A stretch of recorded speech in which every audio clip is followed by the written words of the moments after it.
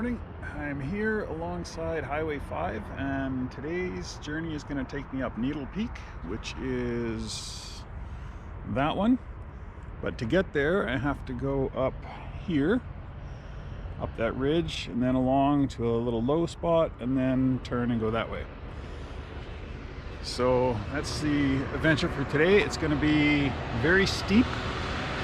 I know this because I've been on the other side to Flatiron Mountain, right next to the highway here, so it's quite loud.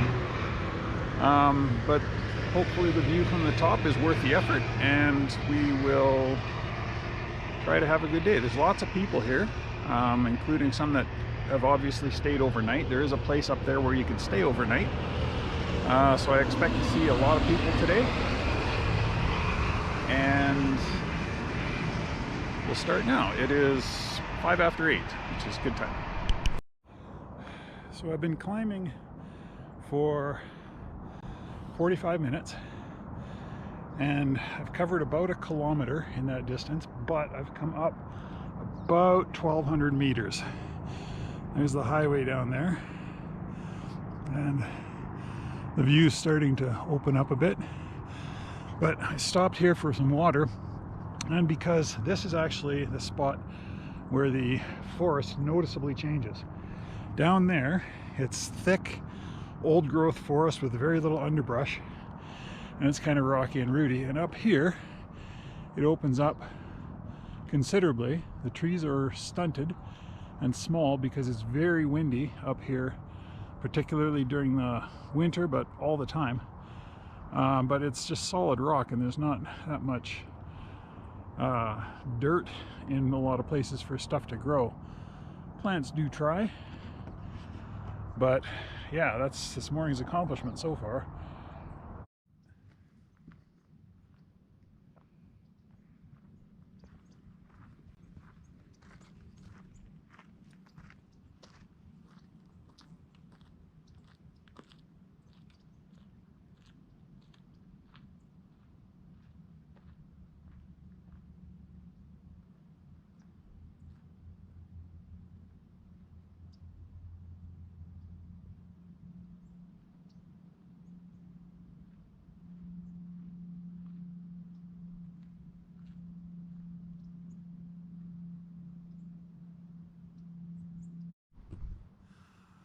So that is my destination for today.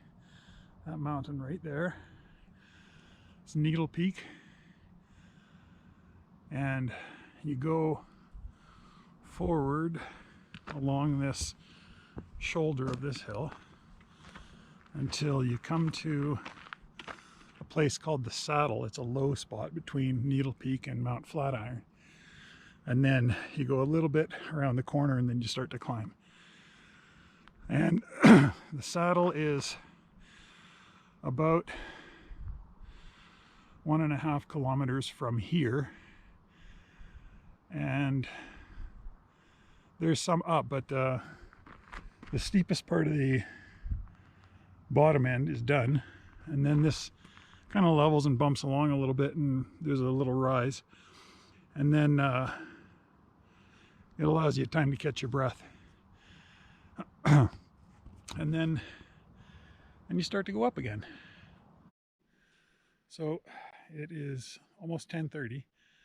So I've been climbing steadily uphill for 2.5 hours, and in that time I've come 3.3 kilometers.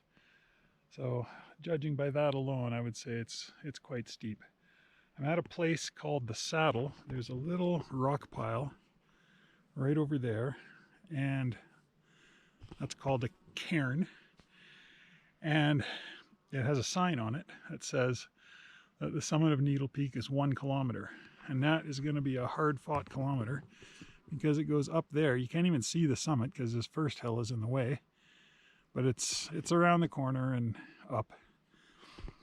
And if I do this in less than an hour, then I'll be doing good, but I don't think so. This is a tough hike. It's quite smoky today, but you can get a decent view of the local mountains. There's Guarnico, Vicuna, and what's that one? Alpaca, I think, in that group of 3. And that's looking toward the Anderson Range over there. And so Boston Bar is roughly in that direction, but like 2-3 valleys over. And let's see here. There's Mount Flatiron. It's got a little beacon on the top there. And you can just now start to see to the south and the mountains south of Hope and into Manning Park and the Skagit Valley.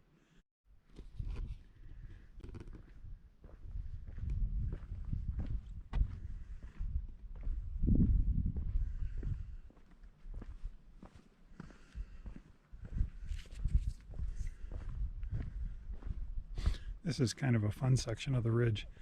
It's all open rock, and there's little markers along it where they want you to walk. And the actual trail's right there. But this is more fun to walk on this piece than on the actual, like trail. And in a second here, I'll cross down and go up along that other side, because you sort of keep the markers in mind. Just a quick tip, don't come up here if you are planning on spending some time alone climbing a mountain, because I have met more people on this hike today than I met last week going up Mount Frosty, and I thought it was busy there, but this is unbelievably busy here. I'll get a final count at the bottom and see where I'm at, but I am keeping track. It's a bad habit of mine. I usually do that. That's Yak Peak right over there. Years ago, when we had telephone books, they would put a picture of someplace that a lot of people didn't get to see on the cover of the telephone book. And when they built the Coquihalla Highway, which is at the bottom of the valley there, that's when most people saw Yak Peak for the first time, because there was no road coming up here before. And so Yak Peak was featured on the phone book in 1986. I know that takes me back, but I still remember that photo. So I'm back in the steep forested bit. That's at the end of the trail for me, but it was also the beginning. And just to give you a sense of what we're looking at here, here we go. This is some pretty good downhill, and I take it nice and slow. So some pointers for downhill in steep like this. Try to zigzag across the trail if you can. Don't point your feet directly down the slope, because you'll tend to slip more. And try not to step where you see that other people have slipped. So choose your route carefully. Another tip, if you're going to grab a hold of a tree or something, that's fine, but check it for sap first, because that stuff has a way of getting on your hands. I'm not wearing gloves, so even if I was, it would destroy gloves pretty quickly. Yeah, this is the fun bit here, and it's quite steep indeed. Well, I'm back at the car next to this crazily busy highway. It took 5.5 hours to do 7.6 kilometers. So quite steep. Glad to get it done though. It's an okay day.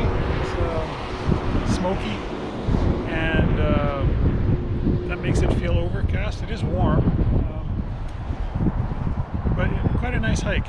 Met, let me think, 86 people and 8 dogs. So it was quite busy. And yeah, I'll be glad to go home and shower off from this one. It's quite a workout.